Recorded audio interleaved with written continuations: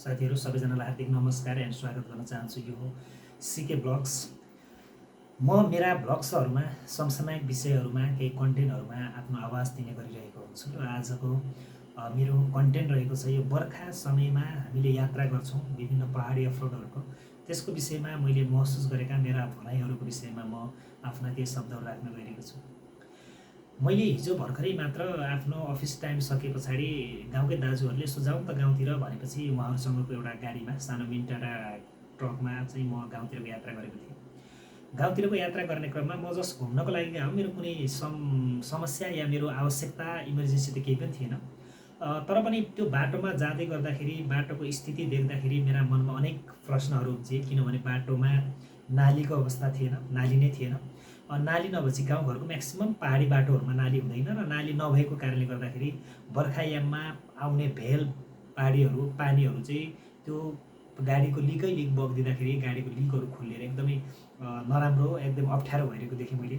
विभिन्न ठाउँमा ढुङ्गाहरू खाल्डाखुल्डी परेको कारणले गर्दाखेरि बर्खायामको बाटोमा यात्रा गर्न एकदमै असहज, गाडीमा पनि डर लाग्ने, जिउ सिरिङ सिरिङ हुने र सँगसँगै गाडी हल्लिँदाखेरि एउटा जिउलाई पनि त्यतिकै अप्ठ्यारो महसुस हुँदो रहेछ। हामी एउटा स्वस्थ मान्छे, एउटा पुरुष मान्छेलाई त यतिको समस्या मैले गाह्रो फिल गरेँ भने त्यही ठाउँमा यदि हामीले बाई मिस्टेक हाम्रो बिरामीहरूलाई लानु पर्थ्यो या सुत्केरी भएको अवस्थामा कसैलाई चाहिँ हामीले एक ठाउँबाट अर्को ठाउँमा ट्रान्सफर गर्नु पर्थ्यो भने कस्तो हुन्थ्यो होला भन्ने पनि मलाई महसुस आयो।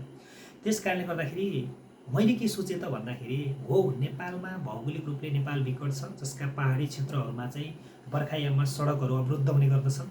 तर सडकहरू अवरुद्ध भए तापनि सबै सडकहरू चाहिँ अवरुद्ध हुँदैनन्, किनभने हाम्रो दैनिक आवश्यकता परिपूर्तिका कारणले गर्दाखेरि हामी विकल्पहरू धेरै बाटाहरू भए पनि, केही बाटा ब्लक भए पनि केही बाटाबाट जोखिमयुक्त यात्रा गरिरहेका हुन्छौँ। र यस्तो समयमा स्थानीय सरकार, नेपाल सरकार या कसैले पनि चाहिँ बर्खाको समयमा काम गरिँदैन र बाटोमा लगानी गर्दा पनि बाटो फेरि बगिरहने, दिन प्रतिदिन चाहिँ पैसा मात्रै सकिने भएको कारणले गर्दाखेरि त्यतातिर लगानी गरेको पाइँदैन। तर मैले के चाहिँ महसुस गरेँ, हो सधैँ लगानी गरेर बाटो बनाइरहनु त आवश्यक छैन, त्यो गाह्रो कुरा पनि हो, हामीले बजेट पनि हेर्नुपर्छ, किनभने बजेटको आकार पनि हामीले ध्यान दिनुपर्छ।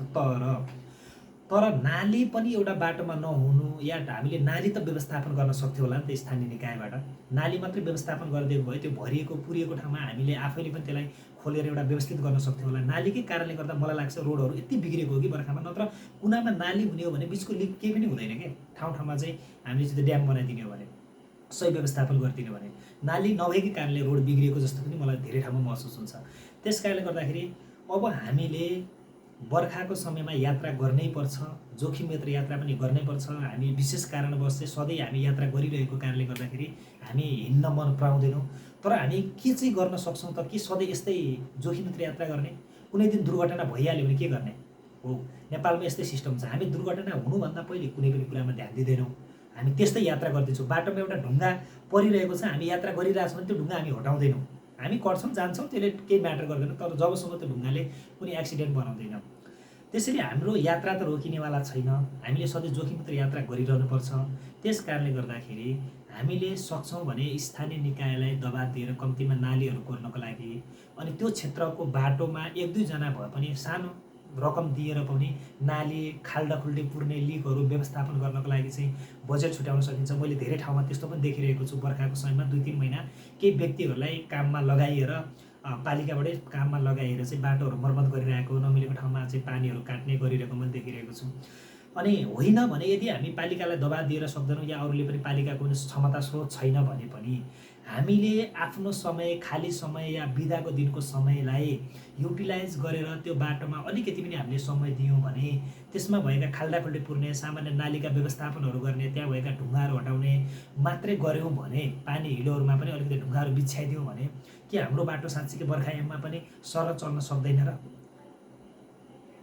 यो गम्भीर विषय हो। त्यस कारणले गर्दाखेरि म के कुरामा ध्यान आकर्षण गराउन चाहन्छु भने हामीले खेल्ने, हामीले गफ गरेर या हामीले अन्य एक्स्ट्रा गरेर चाहिँ फाल्ने समय, अनि बिदाको दिनमा हामीले बिना सित्तिमै मोबाइल चलाएर फाल्ने समयलाई चाहिँ एक दिन हामीले 1 घन्टा मात्रै पनि डटेर अलिकति आफ्नो गाउँ आफै बनाऊ, भोलि दुर्घटना हुन नदिऊ, यसमा हामीलाई नै समस्या पर्छ भन्ने सचेत भएर ती बाटाहरूलाई सरल चल्ने, गाडीलाई असहज मात्रै नहुने गरी, धेरै चौडा पनि नबनाउने गरी सहज चाहिँ यात्रा गर्न सक्ने गरी यदि हामीले बनाउन सक्यौँ भने हामी बर्खायाममा पनि हामी सहज रूपमा यात्रा गर्न सक्छौँ। अन्यथा दुर्घटना पछि गएर हामीलाई पछुताउने बाहेक केही विकल्प हुँदैन। दुर्घटना पछाडि स्थानीय यानि कि नेताहरूको काम भनेको फेसबुकमा पोस्ट गर्ने हो पहिलो काम। हाम्रो काम रुने कराउने र दबाब यानि कि गाली गर्ने काम मात्रै हो, अरूलाई दोष दिने काम मात्रै रहनेछ। दुर्घटना भइसक्छ, गुमाउने कुरा गुमाइसक्छौँ। त्यस कारणले गर्दाखेरि म सबैलाई के ध्यान आकर्षण गराउँ भने सकिन्छ भने हामी आफ्नो गाउँ आफ्नो ठाउँ आफै बनाऊँ, सकिन्छ दबाब दिउँ, सकिँदैन भने पनि हाम्रो थोरै थोरै समय झिकाउँ। यस्तो बेलामा बरु विद्यार्थी भाइ बहिनीहरूलाई पनि यो कुरा हामी सिकाउन सक्छौँ। विदाको दिनमा हामीले गर्नुपर्छ भन्ने कुराको लागि हामीले गर्न सक्छौँ। उनीहरूलाई पनि यस्तो समाज सेवाका वातावरणमा चाहिँ घुलमिल बनाइरहनुपर्छ र यसो गऱ्यो भने हाम्रा दुर्घटनाहरू न्यूनीकरण हुन सक्छन् भन्ने मैले यहाँहरूलाई जानकारी र मैले भोगेको मैले सेयर गरेँ, यो अनुभवहरू सेयर गरेँ। यस्तो कुराहरूमा यदि आइपरेको खण्डमा आवश्यकता अनुसार हामी पनि म पनि जुन क्षेत्रको मान्छे भए पनि या जुन ठाउँमा बसिरहेको भए पनि म चाहिँ सेवा गर्नलाई, सहयोग गर्नलाई म पनि तयार छु भन्दै यो भिडियो यहाँसम्म हेरिदिनु भएकोमा यहाँहरूलाई म हार्दिक धन्यवाद दिन चाहन्छु। कृपया आफ्नो गाउँ आफ्नो ठाउँ आफै बनाउन नबिर्सनु होला। हाम्रो गाउँ हाम्रो ठाउँ आफै बनाउनुपर्छ। भाषणले नेता भइदिएन, भाषणले समाजसेवी भइदिएन। हामीले अरूले नदेख्ने गरी सहयोग गर्छौँ, अरूले नदेख्ने गरी अरूको समाजको लागि काम गर्छौँ भने त्यो चाहिँ असल समाज सेवा भन्दै यहाँहरूलाई धेरै धेरै धन्यवाद।